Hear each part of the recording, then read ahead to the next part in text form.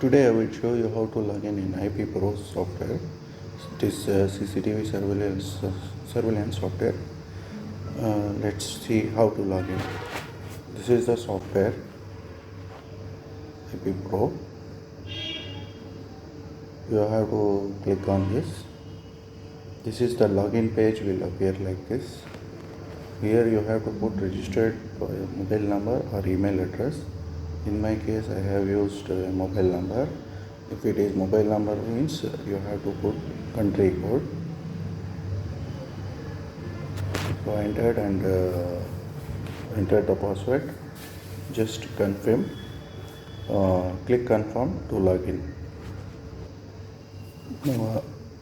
Now I have logged in my user ID. Here you will find these are the devices I have included in my mail ID. So like this you can log in and you can watch. If you click this play button means the cameras will be visible. Like this you can watch it. Thanks for watching. For